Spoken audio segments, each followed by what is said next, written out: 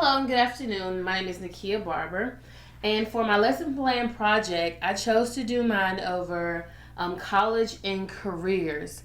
The project was done with my eighth grade students, and I chose to do my eighth grade students because that is part of one of their business and computer science standards, and it's a great way for them to find out and learn about choosing electives for high school as they get ready to transition the following year. They've already met with their counselors and they picked the electives, but it's important for them to understand about the pathways and how they connect to the careers that they want to choose. Additionally, the students learn about colleges so that as they're planning for their future, they have the ability to know in advance some of the colleges that are out there that are offered to them based on their career or their major.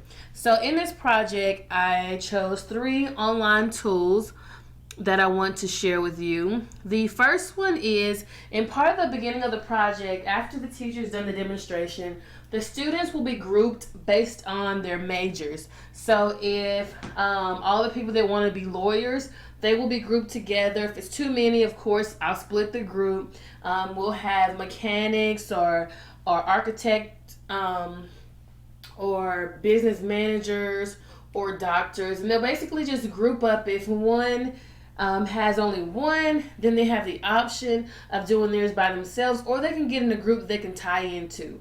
So the students will go online. They'll each go online, try to get as much information as they can about that career. And I wanted them to use mind mapping, so that they can have a centralized location so they can collaborate and go online and share their ideas, because eventually they're going to have to put their ideas into a Prezi.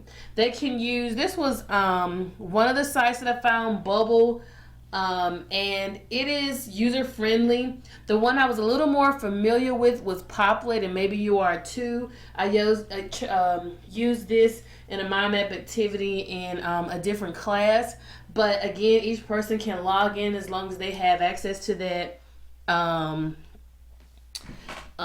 map and continue to add things. Once they finish researching information, then they're going to put the things into a Prezi. Now, I didn't have one of my students' Prezis, but I did find a Prezi online that pretty much just tells you, and I thought it would be great because it tells you some of the things as a teacher, the benefits of using Prezis versus PowerPoints. In my lesson plan, I did differentiate and said if the students found that the Prezi was just too difficult to understand and it was above their thinking level, then they were able to use PowerPoint because that was a skill that I had taught earlier in the year. But this just pretty much tells you some of the uses for Prezi, some of the advantages, some of the things you can do in there. And it, even while it's doing that, kind of tells you how to actually use it or how your students would see it. So that's my mapping tool, Prezi. And then the last tool that I wanted to use was the second part of the activity was that I wanted the kids to go online and I wanted them to visit different colleges. I know that they can't, physically tour, so I wanted them to find out as much information as they could about the colleges, and I wanted them to provide us with the tour about the college using screencasting. Now, the one, of course, I use is Screencast-O-Matic, and that's the one that I'm currently using right now. But the kids were supposed to go online, view the college, find out about the majors, the requirements, and pretty much just give an overall view of the college so that other people can see those colleges because somebody else may be interested in that one as well. Thank you.